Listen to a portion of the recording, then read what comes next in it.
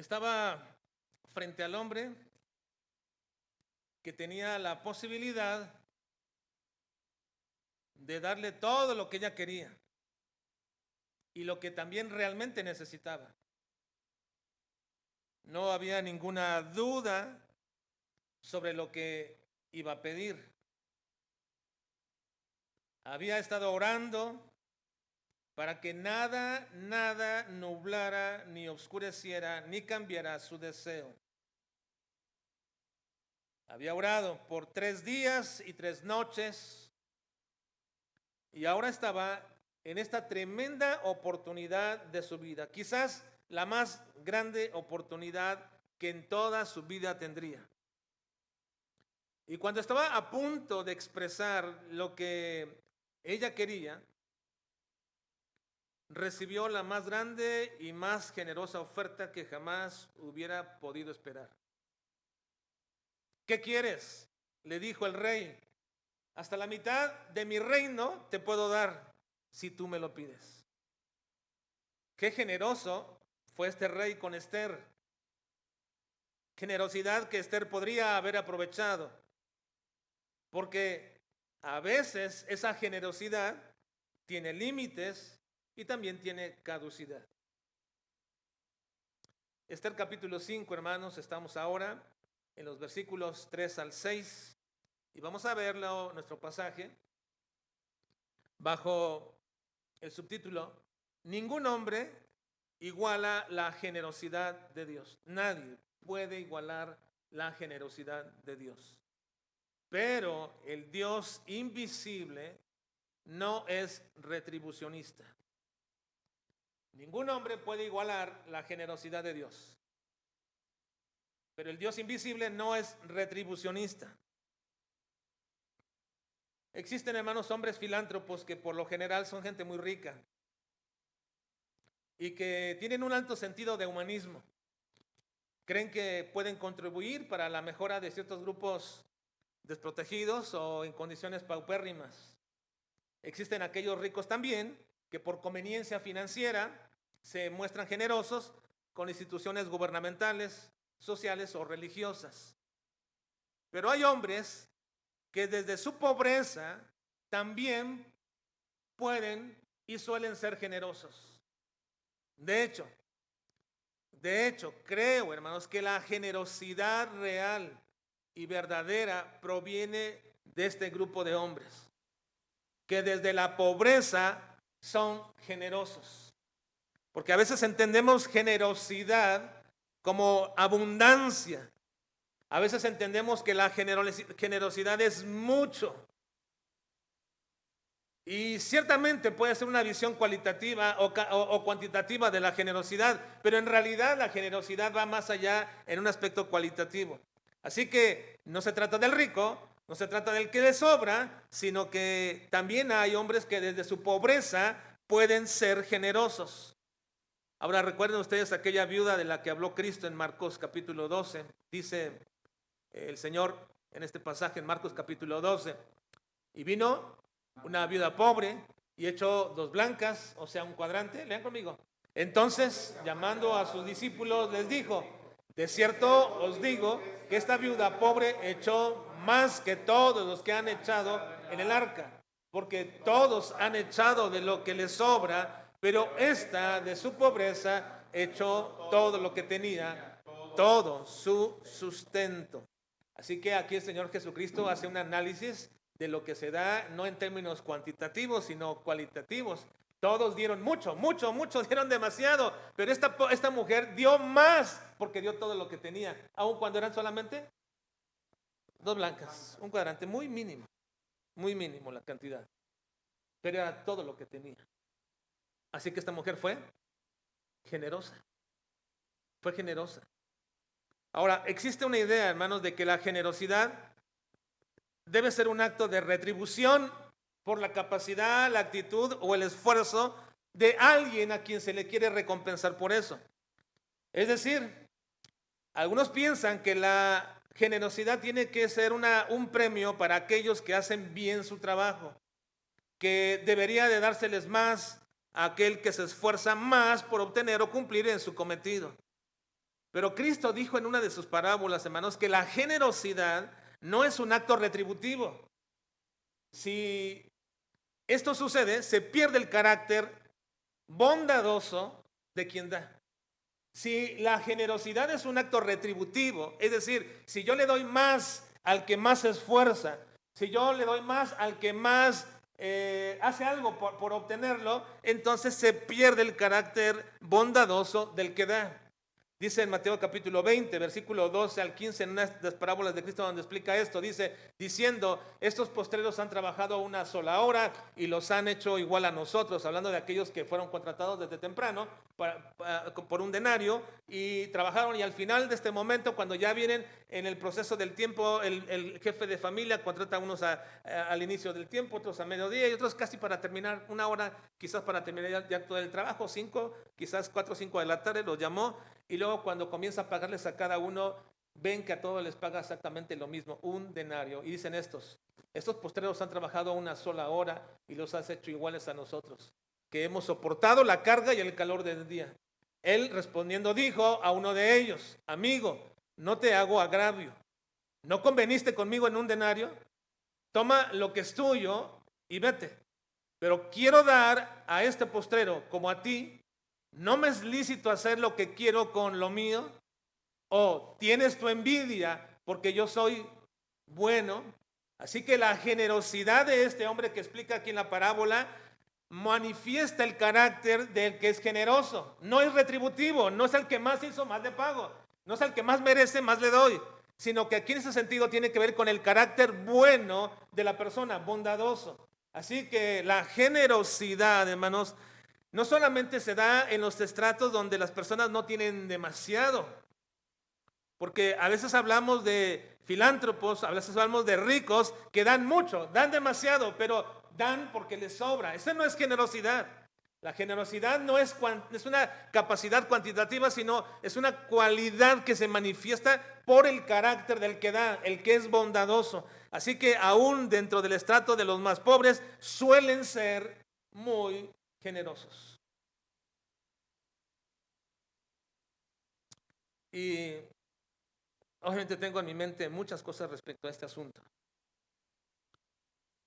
porque me hace recordar bien a la viuda de Sarepta, cuando Elías iba con mucha hambre y solamente tenía para ella y su hijo, y el hijo, está bien, haz la torta y lo que tienes que hacer, pero primero dame a mí. Y aquella mujer, aunque sabía que venía de parte de Dios o escuchó que venía de parte de Dios, esta mujer fue generosa y le dio a Elías y nunca escaseó ni la harina ni el aceite. Puedo pensar en esto porque durante mis tiempos de estudiante en el instituto muchas veces me mandaban, hermanos, a lugares, ¿verdad?, ejidos donde iba y estaba practicando a los domingos. Y a veces eran lugares, la verdad, con mucha pobreza extrema, mucha. Pero qué generosos eran los hermanos, porque a veces, hermanos, en el domingo, cuando ya me invitaban a comer para ir a comer y solamente servían un plato de frijoles y unas tortillas, era todo lo que tenían y realmente lo habían guardado durante la semana para que yo pudiera comer. Y eso me partía el corazón de pronto, me partía el corazón saber la generosidad que las personas pueden tener aun cuando no tienen capacidad para hacerlo. Ahora, Cristo aquí menciona esta parábola que la generosidad, hermanos, no es un acto retributivo, no se le da más al que más hace o al que más merece. Ahora, si tú lo quieres hacer está bien, pero no puede llamarse generosidad eso. Simplemente se llama retribución. Le das porque más hizo. Pero si hablas de generosidad, tiene que ver con el carácter bondadoso que tienes. Ok, en este caso, el Señor manifiesta. Ahora, déjenme decirles, hermanos, que esta idea de la generosidad retributiva o retribución versus generosidad realmente, hermanos, ha permeado la teología también. La idea de que Dios paga en conformidad con los actos de los hombres pareciera ser que es acorde con lo que en nuestra perspectiva es justo. Que Dios me pague por lo bueno que hago. Pero pensar en cuestión de lo que es justo desde nuestra perspectiva humana siempre va a nublar y oscurecer nuestra visión de Dios correcta y va a deteriorar su imagen, porque pensamos que Dios debería de actuar con nuestro concepto de justicia humana en acuerdo con ello. Y decimos que si alguien se porta mal, entonces es correcto que Dios le pague mal. Y por ello pensamos que todas las personas que les va mal es porque algo hicieron. Ahora, ciertamente, hay algo de ello, pero no siempre. No siempre, ni forzadamente. De esto Jesús dijo cuando los judíos, bajo esa teología o esa perspectiva teológica de la retribución, le preguntaron a Cristo: Señor, ¿quién pecó? Refiriéndose al ciego de nacimiento que vieron al pasar ahí. ¿Quién pecó, este o sus padres, para que haya nacido así? Ahora, ustedes notan esto, inmediatamente se preguntan: ¿cómo pueden estos discípulos preguntarle al Señor quién pecó para que naciera así, este o sus padres? Pues si él no pudo haber pecado porque aún no nacía, porque preguntan para que naciera así. Y si no nacía, ¿cómo pueden preguntarle que quién pecó, si él o sus padres?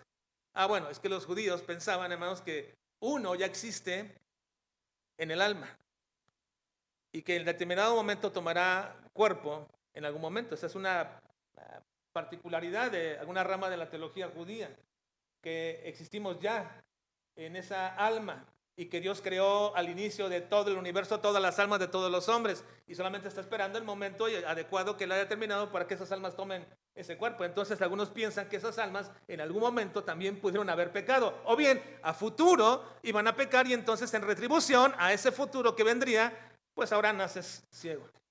Ese era el pensamiento de los judíos en aquel tiempo. Pero Jesús les dijo: no, este no pecó ni tampoco sus padres, sino que esto ha acontecido para que ustedes puedan percibir, ustedes puedan ser, experimentar la gloria de Dios en lo que va a suceder. Así que el hecho de que este ciego naciera así fue porque había un propósito en la glorificación de inmediato en el milagro que haría en él. Así que no todos los males ni todas las circunstancias adversas son resultado de haberse portado mal. Pero si esto es así, todavía más equivocado y perjudicial es la otra parte o la otra arista de esa teología llamada retribucionista, porque no solamente está diciendo quienes se portan mal deben recibir el mal que hicieron, sino también por el otro lado dicen: y los que se portan bien deben recibir el bien que recibieron. Esa teología retribucionista que dice que Dios está obligado a darle mal al que mal se porta, pero también está obligado a darle bien al que bien se porta, es todavía más perjudicial en nuestra visión que tenemos de Dios. De hecho, la prosperidad, el bienestar y el gozo, dicen ellos, debe ser resultado de tus buenos actos, de tu merecimiento personal.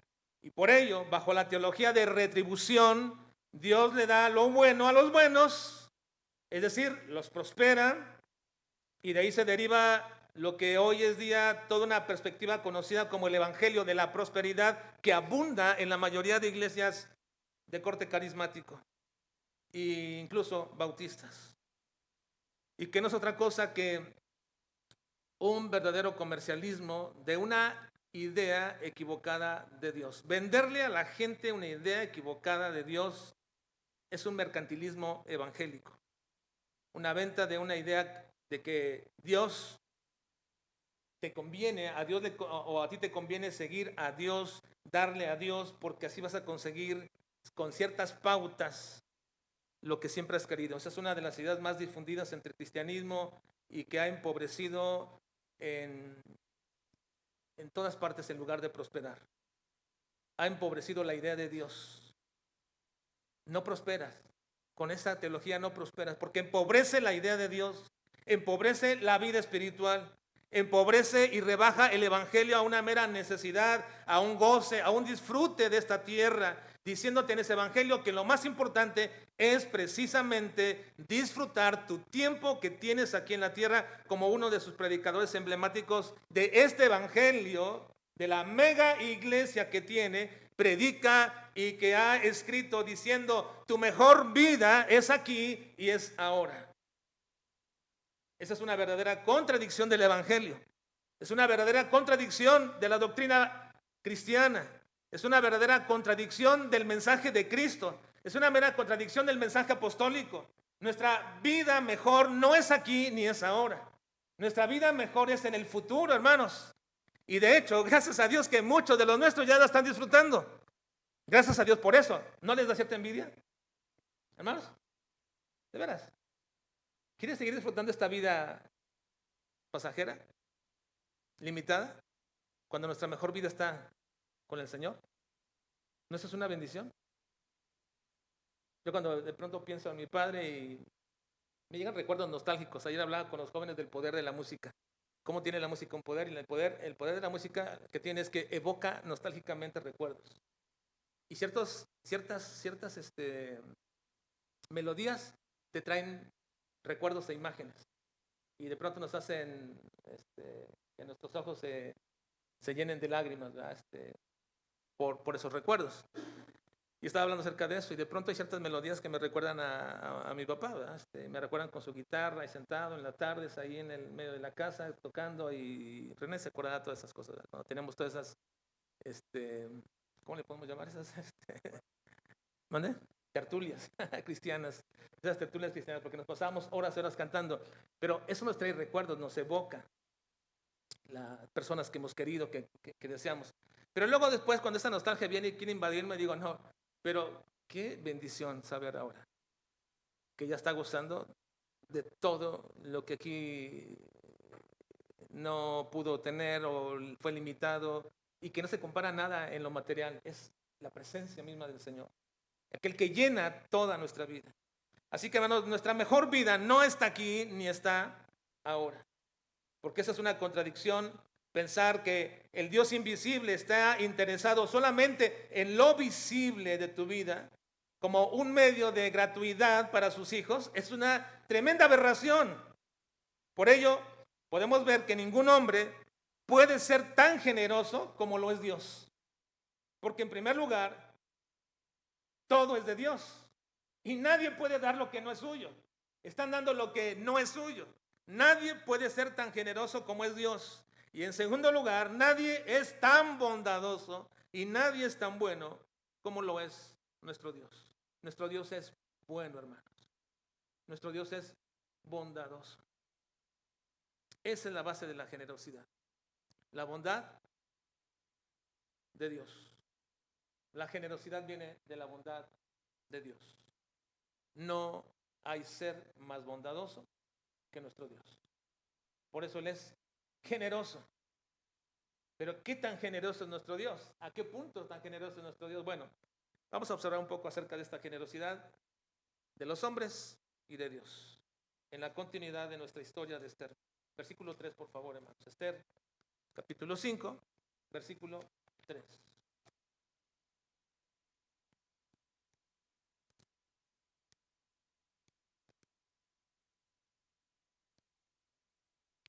Nos quedamos la semana pasada en el cuadro precioso de la gracia de Dios que se manifiesta en el hecho mismo de cómo Esther recibe gracia mediante el cetro que le extiende el rey para que ella no muera. Así que ella extiende la mano y recibe solamente lo que se le ha otorgado. Una manifestación preciosa del hombre necesitado, del hombre desvalido, del hombre necesitado del amor, de la bondad de Dios, de la misericordia de Dios, que no va a ganárselo haciendo absolutamente nada, que no va a ganárselo haciendo ningún ritual religioso, ni yendo a ninguna parte, ni haciendo ninguna procesión, ni portándose absolutamente bien.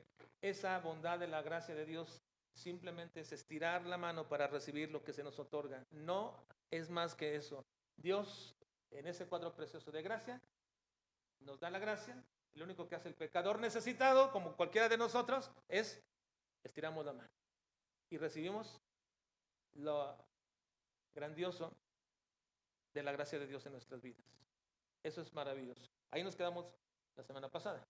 Ahora vayamos al versículo 4. Perdón, 3. 3. Lean por favor conmigo, todos, versículo 3. Dice: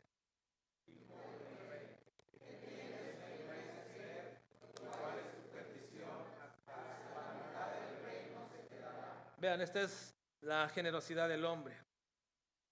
¿Qué tienes, reina Esther? ¿Y cuál es tu petición? Evidentemente el rey pensaba que Esther estaba ahí por algo, tenía una necesidad, estaba ahí, se había atrevido a entrar a pesar de que no había sido llamada por un mes, se había atrevido a entrar sin haber sido anunciada, se había atrevido a entrar y entrar hasta la mera aposento del rey, hasta el lugar donde se encontraba, so pena de que esto causara obviamente su muerte. Pero se atrevió, y cuando el rey la ve, extiende su cetro y le dice, ¿qué tienes, Esther? Porque sabe que hay una necesidad, por eso se está arriesgando de esta manera. Y luego le dice, ¿y cuál es tu petición? ¿Cuál es tu petición? Y le aclara, no hay límites en lo que tú quieras pedir. Hasta la mitad del reino se te dará.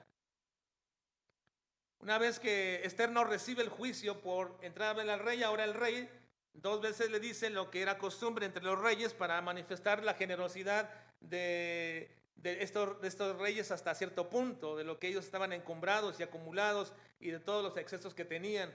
Pero más bien lo que él dice en esta expresión es una expresión de orgullo, de ostentación, de poder, de dominio, diciendo, no me importa dar lo que tengo, es demasiado y lo voy a obtener en cualquier momento de nuevo. En realidad, esta expresión es una expresión de orgullo más que de generosidad. Recuerden que fue lo mismo que hizo Herodes con la hija de Herodías. ¿Se acuerdan cuando esta danzó para él? Él le prometió también lo mismo, la mitad del reino te daré. Y también el mismo diablo quiso seducir al Señor Jesucristo de la misma manera, porque cuando le muestra todos los reinos de la tierra y lo lleva a un lugar muy alto, le dice, todo esto te daré si postrado me adorares. Es decir, estas personas simplemente están enorgulleciéndose de lo que aparentemente dicen que es suyo. Y a mí me parece, hermanos, que esta puede ser una pauta equivocada en los creyentes cuando nos enorgullecemos pensando que lo que tenemos es nuestro. Porque te digo una cosa, hermanos, el Señor nos lo puede quitar en cualquier momento. En cualquier momento. Así que Esther usó de astucia y de sabiduría y no tomó en cuenta esta gran oferta que tenía. Y uno preguntaría, ¿por qué no tomó esa oferta? Hasta la mitad del reino y podía haber pedido todo eso y lo demás, lo que quisiera. ¿Por qué no lo hizo Esther? Hubiese sido una buena oportunidad para acumular la riqueza, hubiera sido una buena oportunidad para tener más dominio, pero no, ella no llegó al reino para eso. Dios la puso allí no para hacerse de más bienes materiales, ni tampoco para encumbrarse entre hombres y mujeres para que disfrute de todo lo que pudieran tener. No, ella sabía que no había llegado ahí en el plan de Dios. Recuerden que para este tiempo ya Esther entendió perfectamente para qué estaba en el reino. ¿Recuerdan la pregunta de Mardoqueo en el capítulo 4? ¿Y quién sabe si para esta hora ha llegado al reino? Y eso sucumbió, eso quebrantó, eso movió todas las estructuras de Esther, de su vida, de sus planes, toda la estructura de la vida de Esther. Es decir, ¿por qué existo aquí? Realmente es una pregunta que la mayoría de personas que niegan la existencia de Dios deberían de profundizar y contestar. ¿Para qué estoy aquí? Y yo sé que realmente no van a llegar a ninguna respuesta correcta ni adecuada, ni filosóficamente, ni pragmáticamente. No sabrán responder esto porque no existe en la vida, en la mente, en el corazón, en el diseño del hombre, algo que pueda disociarlo de su creador. No puede ser. En algún momento tendrá que pensar que hay algo más por lo cual existe. Así que esta Esther sabía que no estaba allí simplemente por ir recibir bienes o obtener o acumular los bienes. Esto puede a veces oscurecer nuestra mente. Recuerden ustedes aquellos leprosos que habían ido, hermanos, que estaban en Samaria y que mientras estaba sitiada Samaria, todo el mundo estaba muriendo de hambre, también juntamente con ellos leprosos. Y ellos dijeron, bueno, ya no podemos más aguantar, estamos leprosos y estamos muriendo de hambre, así que vayamos y vayamos con los asirios, y si ellos nos dan la vida, viviremos, y si nos matan, pues moriremos. Prácticamente se estaban suicidando, ¿verdad? Porque primero eran leprosos de Samaria y eran enemigos, y segundo eran leprosos. Entonces, ¿quién les iba a decir? Bueno, si vengas a comer, les convidamos cuando estamos atacándoles, y más ustedes son leprosos. Definitivamente se estaban suicidando en ese momento, querían ya morir, pero cuando van y encuentran cómo Dios hizo un milagro grandioso, y encuentran para comer y beber, ¿y qué hacen ellos? Comienzan a guardar, resguardar, y comienzan a beber, a comer, y siempre me imagino esa idea, porque comienzan a comer todo aquello que no habían comido, y hasta me los imagino así ya gorditos, bien llenos, ¿verdad? Y acostaditos sobre una, no sé, una piedra y con algún palillo en los dientes, hasta que de pronto uno de ellos dice, ¿qué estamos haciendo? ¿Qué estamos haciendo? Porque hoy es día de buenas nuevas. Y si nosotros callamos, nuestras maldades nos van a alcanzar. No podemos quedarnos aquí. Hay un entendimiento claro, hermano, de que lo que tenemos no es nuestro, ni solamente para nosotros. Así que no nos sintamos orgullosos por lo que tenemos, ¿verdad? Tengo un mejor carro, una mejor casa. Bueno, finalmente, qué bueno que Dios te la permitió, la tienes y gózate con ello, pero no es tuyo. No es tuyo. En este sentido, hermanos, Esther entiende precisamente que aunque tiene frente a sí toda la oportunidad de enriquecerse y de encumbrarse, no, para esto no fue traído al reino. Entonces nos deberíamos, hermanos, preguntar, ¿cuál es el caso de tener riquezas en este mundo? ¿Cuál es el caso? No digo que no haya ningún caso, digo, ¿cuál es el caso? Pregúntatelo, ¿cuál es el caso de tener riquezas en este mundo? Y yo sé que si tú eres un cristiano maduro, que entiende perfectamente lo que son las grandes riquezas del evangelio que tú crees, y que si tú entiendes claramente como creyente maduro el valor de los tesoros celestiales, entiendes perfectamente bien esto y entiendes ese valor del tesoro en el cielo. Yo sé que si tú eres ese creyente que entiendes bien todo eso, entonces tu única respuesta a la posibilidad de tener riquezas o mayores bienes que otros en este mundo, tu respuesta va a ser, bueno, el caso de por cual yo lo tengo todo esto es para que sirva en expandir el evangelio precioso de las grandes riquezas de la gracia de Jesucristo. No puedo quedarme simplemente en el disfrute de lo que yo tengo, porque si Dios me ha dado más de lo que ya necesito, entonces entiendo que lo que Dios me da es para que yo lo use en la expansión del evangelio, de las grandes riquezas de nuestro Señor Jesucristo y de la gracia de Dios. Si tú eres un creyente maduro que entiende todo esto, tu respuesta va a ser correcta. ¿Cuál es el caso de tener riquezas en este mundo? Y si yo te preguntara, y si tú tuvieras la posibilidad que Dios te da todas las riquezas y te dijera, pídeme, como le dijo a Salomón, todo lo que quieras y te lo daré. Entonces tú pensarías en riquezas, riquezas. Pero ¿cuál es el caso de las riquezas? ¿Para qué lo querrías? ¿Para qué? Como creyente maduro dirías, para seguir llevando el evangelio del Señor, para seguir proclamando, para seguir apoyando la obra del Señor. Sé que lo harías porque eso es precisamente aquel que ha entendido lo que es el evangelio, lo que es su vida aquí, lo que es la vida futura, y que además de todo eso, también sería de bendición en la ayuda a todos los necesitados, hermanos necesitados en Cristo. Así que deberíamos preguntarnos, ¿por qué algunos están todos los días moviéndose hacia el punto de acumular riquezas? ¿Por qué algunos creyentes están todos los días empecinados en querer tener más y más y en alcanzar aquella meta diaria, querer hacerse más rico, tener más dinero, acumular más riqueza, engrosar la cuenta de los bancos? ¿Por qué? Porque piensas que eso te da seguridad y protección y poder. Y si es así, Cristo dice que si tú piensas de esta manera y si ese es tu incentivo todos los días a levantarte y a trabajar, y si ese es tu incentivo y tu motivación diaria para continuar y para esforzarse, entonces Cristo te dice que muy lamentablemente has caído en el engaño de las riquezas. Has caído en el engaño de las riquezas. Por esto, Esther, recuerden, ya había entendido su posición y privilegio de estar en el reino, por el cual Dios le había traído a este lugar. Ya lo había entendido. Así que no se dejó deslumbrar en ese momento por la oferta generosa del rey. Hasta mitad del reino te puedo dar. Dijo ya, no. ¿Qué es lo que quiere? Vean, versículo 4 al 8, por favor. 4 al 8, veamos. ¿Estamos ahí? Leamos. Y Esther dijo, si place al rey, venga hoy, rey Amán al banquete que te he preparado para el rey. Respondió el rey, daos prisa, llamad a Amán para hacer lo que Esther ha dicho. Vino pues el rey con Amán al banquete que Esther dispuso. Y dijo el rey a Esther en el banquete, mientras bebía vino, ¿cuál es tu petición y te será otorgada? ¿cuál es tu demanda? Aunque sea la mitad del reino, te será concedida. Entonces respondió Esther y dijo: mi petición y mi demanda es esta: si he hallado gracia ante los ojos del rey, y si place al rey otorgar mi petición y conceder mi demanda, que venga el rey con Amán a otro banquete que les prepararé, y mañana haré conforme a lo que el rey...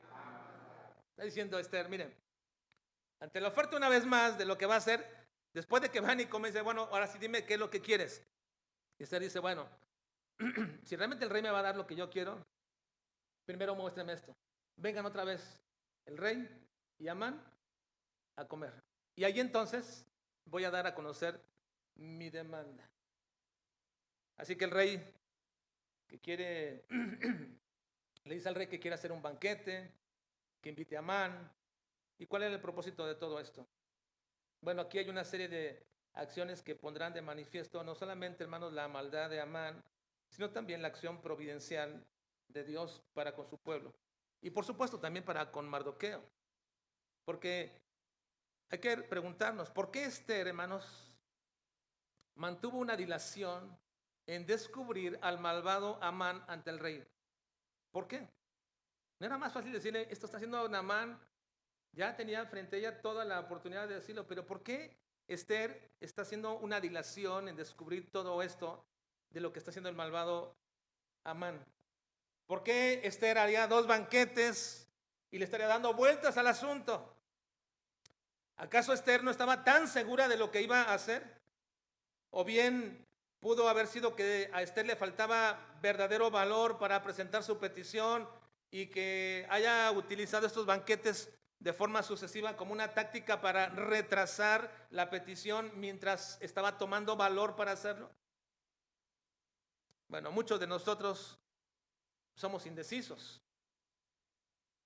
¿No es cierto, hermanos? Ante ciertas situaciones y ciertas decisiones, muchos somos muy indecisos. Y cuando decimos, ya entendí bien, y cuando vamos, no, bueno, mejor lo pienso otra vez. Y estamos ahí pensando en las cosas 2, 3 veces. Somos muy, muy indecisos de pronto. Pero en la indecisión de Esther hay algo más. Sin duda, ella quería dar a conocer su petición y lo iba a hacer. Pero la forma de hacerlo o las palabras que ella quería dar quizás no le saldrían como ella quería. Pero algo de lo que sí estamos seguros es que Dios estaba en este acto de dilación. ¿Por qué? Porque no era el momento para hablar. Y fue guiada por Dios, estoy seguro, para aplazar la revelación de los planes malvados de Amán. Y lo retrasó un día y otro día más. Ahora déjenme decirles en este sentido, hermanos, que aún en las dilaciones de nuestras acciones hay una obra soberana de Dios. Sea que en esas dilaciones donde Dios está actuando para dilatarnos en tomar alguna decisión, es para que nuestra bendición sea recibida en el momento adecuado, o bien en esa dilación también privarnos Dios de dicha bendición. Tengo que decirlo así, hermanos. Que algunas veces cuando somos indecisos en algunas cosas y nos estamos dilatando en hacerlo, y de pronto dicen, ya se pasó la oportunidad, ya no sucedió, me tardé demasiado. Bueno, tienes que ver que en ello también Dios actúa, porque te está privando de esa supuesta bendición. O bien, te está dando tiempo para recibir dicha bendición en el momento preciso. No es cuestión, hermanos, de mala suerte o buena suerte, ni de que fui más osado o más atrevido, u otro lo fue y me ganó la oportunidad, no. Ciertamente, hermanos, ciertamente la acción o la inacción que tengamos en nuestras vidas es nuestra única responsabilidad.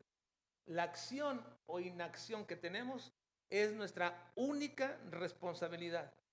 Pero en todo ello, el resultado siempre es de Dios. Eso no podemos dudar. Si soy muy inmediato en tomar la decisión y por ello me equivoqué, es mi responsabilidad. Pero el resultado tiene que ver con Dios.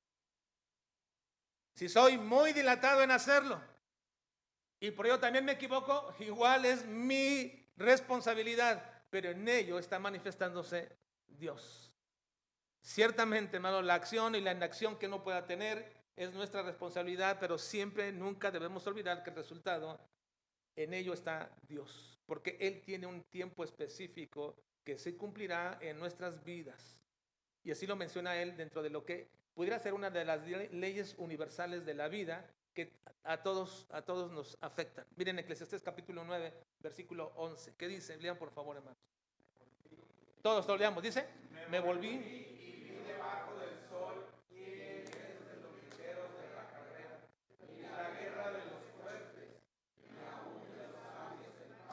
ni de los prudentes las riquezas, ni de los elocuentes el favor, sino que tiempo y ocasión acontecen a todos. Está hablando Salomón y diciendo que de parte de Dios le revela el decir, mira, no es de los ligeros la carrera, ni tampoco la guerra de los más fuertes, ni aún de los sabios poder obtener el pan, ni de los prudentes las riquezas, ni de los elocuentes el favor, sino que tiempo y ocasión acontecen a todos. Tendrás, y te lo puedo decir así en términos muy sencillos y coloquiales, tendrás tu chance de lo que has querido algún día. Tiempo y ocasión acontecen a todos. Ahora, algunos ante estas circunstancias quieren acogerse a otra ley universal con la cual Dios ha impregnado este universo. Y esa ley que ellos quieren de esta manera traducirla es que dicen que al que hace bien le debe de ir bien. O como otros también la llaman, bajo la ley bíblica de la siembra y la cosecha. Gálatas capítulo 6, versículo 7 dice lo siguiente. Vean, leamos. No os engañéis. Dios no puede ser burlado, pues todo lo que el hombre sembrare, eso también segará. Y usted dirá, bueno, no acabamos de ver que Dios no es un Dios retribucionista. No acabamos de ver que el bien que uno hace no necesariamente tiene que venir en bien, ni el mal que uno hace no necesariamente tiene que venir en mal. Bueno, déjenme decirles que aunque algunos quieren acogerse a esta llamada ley universal respecto a esto, déjenme aclararles que la determinación de tales asuntos no es exclusiva ni determinante del hombre. Es decir, yo puedo hacer mal y no necesariamente por ello me tiene que venir mal, y puedo hacer bien y no necesariamente me puede venir bien. Dice, pero hay una ley, ahí está puesta, no debemos engañarnos, Dios no puede ser burlado, ciertamente. Dios no puede ser burlado porque en esta ley que ha impuesto a su creación, por encima de esta ley está la determinación soberana de Dios. Esta ley no tiene resultados exclusivos por causa del hombre, ni tampoco es una ley automática, porque si ciertamente eso sucede y recibimos lo bueno por lo bueno que sembramos o lo malo por lo malo que sembramos, entonces esa ley o ese resultado es justo, ciertamente. Pero aún las leyes universales que Dios dispone son siempre una prerrogativa de su soberanía, porque también es justo. Es justo Dios en lo que Él hace. Y más aún, es generoso de parte de Dios. Si a Él le place evitarnos lo malo que sembramos, Dios es generoso con nosotros. Y deberíamos decir, como el salmista, en el Salmo 103, versículo 10, que dice, no ha hecho con nosotros conforme a nuestras iniquidades, ni nos ha pagado conforme a nuestros pecados, porque si así fuera, nadie estaríamos aquí en esta mañana, nadie estaríamos aquí. Así que hermanos, nunca olvidemos que la generosidad de Dios es una muestra de su bondad y que si no hemos sido consumidos, no es porque lo merezcamos o no lo merezcamos, es porque Dios es generoso. Y si Él quiere darle a alguien como Él quiere, ¿por qué objetar? ¿Por qué objetar? Y uno siempre pensaría, pero si tal hombre, tal mujer, que son creyentes y no son tan comprometidos, y no se esfuerzan, y no avanzan en su vida, ¿no podía mejor haber tomado Dios a alguien de ellos y darles lo que me dio a mí o no darles lo que me dio a mí? ¿No podía Dios mejor haber hecho esto con otros? Hermanos, nunca dudemos de la generosidad de Dios. Si Dios quiere darle al que Él quiere, lo dará. Y si Él quiere evitarle el pago de sus maldades a alguien, lo hará. Porque Dios es generoso. Y eso es una muestra de su bondad.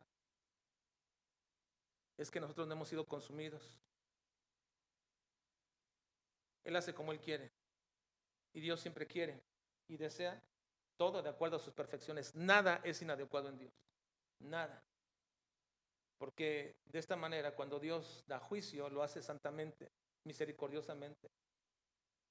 Y cuando Dios no quiere darlo, y aplica la gracia y la misericordia, simplemente Dios actúa con generosidad de acuerdo a todas sus perfecciones, santas, perfectas y justas. Y así Dios siempre recibe la gloria y la honra en todo lo que sucede en nuestras vidas. Nunca hay despropósito en Dios. Todo tiene un propósito santo en el Señor. Oremos.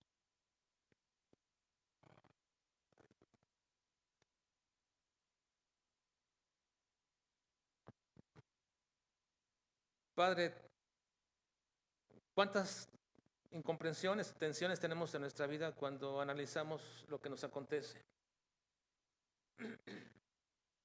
Cuando queremos evaluar lo que tenemos con los demás en comparación con ellos.